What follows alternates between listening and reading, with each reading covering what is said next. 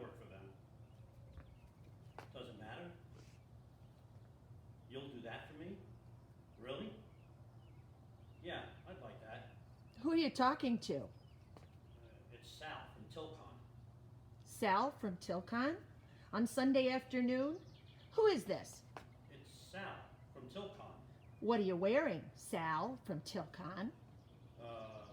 Khakis, my PPE.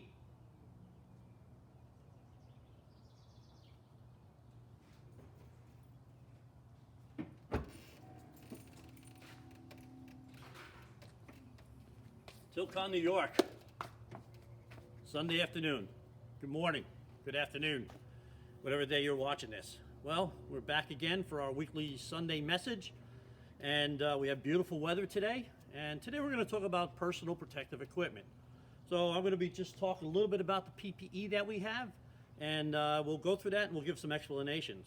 All right, so the first thing we're going to start with is our hard hats.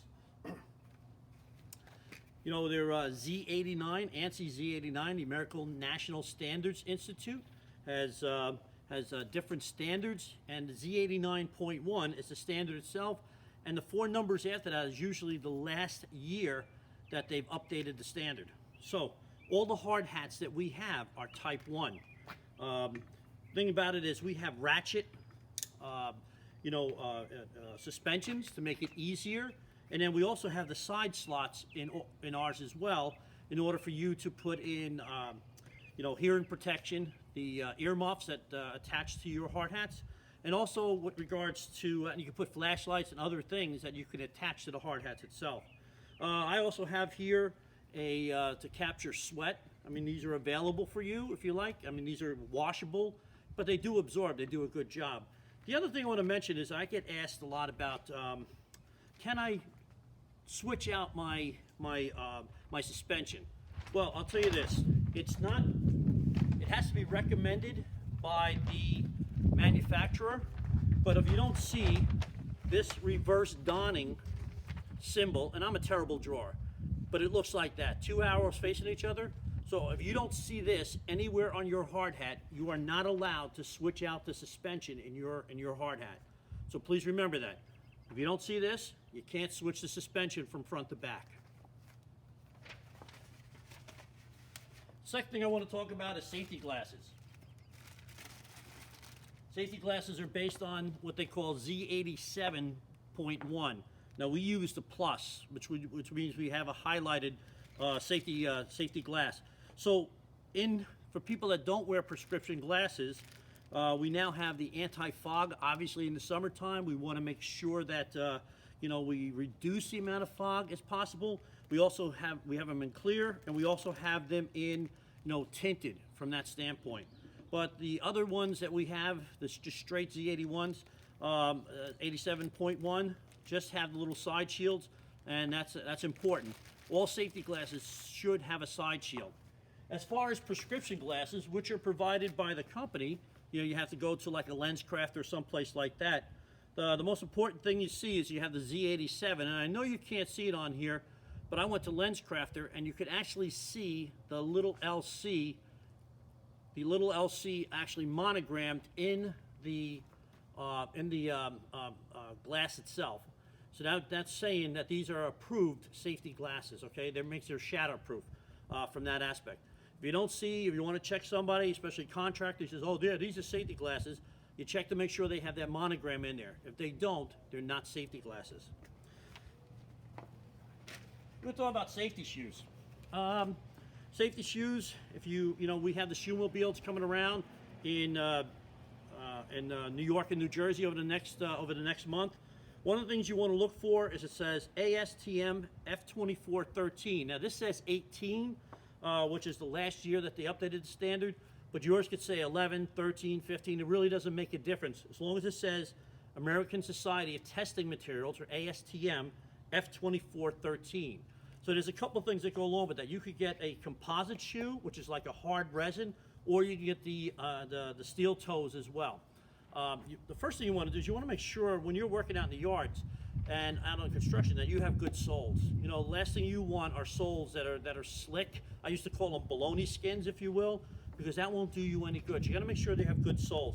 The other thing that you're looking for, and some of them say it on here, some of them does not, but it'll say on here I and C, which means it has impact 75, which is I-75, or it has an impact of a foot-pound of 75 for the impact on the shoe itself.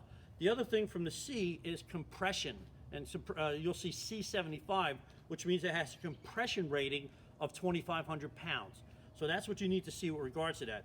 The other thing my shoe says is EH, which is electrical hazards.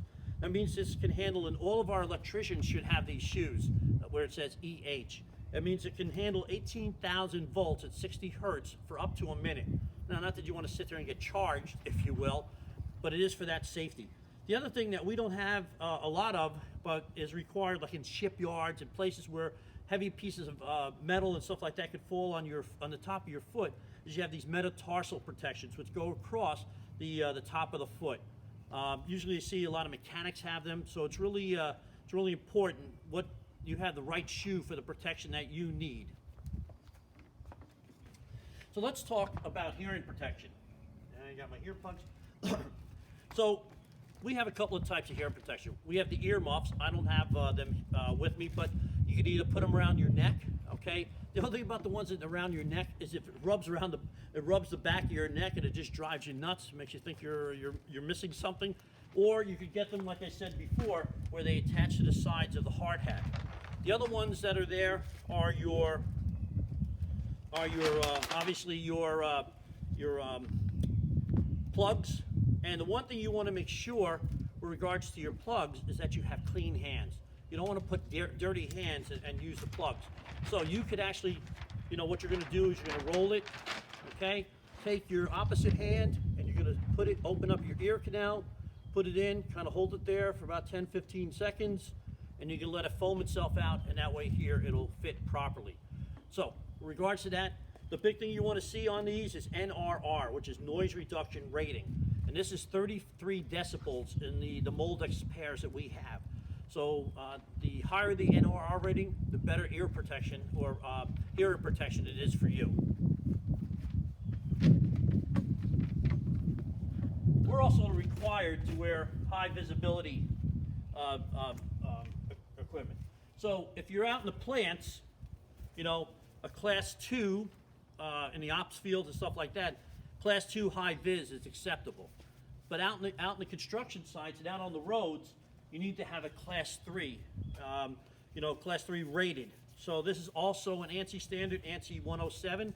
The only thing that I really caution people on with regards to these here is to make sure that if you're doing any hot work, whether you're out in the field or you're on the roads, on the construction sites, is that you don't do any hot work, because these are not FR rated and these things will burn pretty quick. So please, by all means, think about that when you're doing that. So when you're out in the field, okay, on the guys that work night crews, they have the lighted ones, okay, hit the button and these things light up to make sure that people can see them. And then you're also required to wear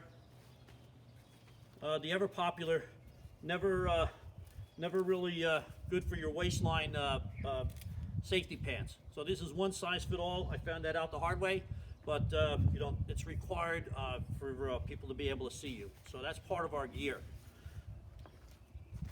Last thing I want to talk about with regards to PPE is gloves. Now we all know the latex gloves. In our office environments, it's important to wear the latex gloves with regards to obviously protecting ourselves from the COVID-19 virus. But out in the field, it's important that you have good leather work gloves. So we have different kind of work gloves that we utilize, usually for general labors and stuff of that nature. We have the general leather work gloves. These are pretty good. They handle it well. They're not really good with oil and grease, and then they're terrible when they're wet. So you want to make sure that if you're using these, they get wet, you get oil based on them, you pitch them. The other things, and you see this a lot, and these are also reflective, from the guys in the construction, guys out in the field, usually guys that are driving. They work very well, these bodyguards. So these things really work as well. They're good gloves. So you should have a pair of gloves on your person at all times, especially when you're working out in the field. The last thing I just want to talk about is the COVID-19 and what we've been doing. So we're trying, and I know it's getting hot. I know, guys, it's getting really hot. So some of the things that we have, obviously, you've seen over the last couple of weeks. We have the surgical mask, the very simple surgical mask for everybody. We have boxes of these in Parsippany office, probably in the Havister office, available for folks, and they're very easy. They're lightweight. They're easy on the ears, if you will. For those of you out in the field, we have the yellow gaiters. I've seen some of the guys actually cut the gaiters in half, so that way here it's only kind of covering this part of the face. That's fine. The other things that we just got for outside are these cooling gaiters. Okay, I put it on. I look like I'm part of the Blue Man Group, but we just bought a bunch of them. They'll be circulating throughout the construction crews. They're actually in white. We do have some in blue, so you'll be seeing these out and about. The other thing, as we're getting hot, making sure if you're going to be out in the sun, you have some kind of sun protection. I just had some in the truck with me all the time, just to make sure that I'm not going to get a sunburn, especially the guys that work out in the yards and guys that are working on construction, making sure you're protecting yourself from the sun. And the last thing is that, just making sure you hydrate. Now, I know we use, water's the best. You can't beat water. I know we use Squencher.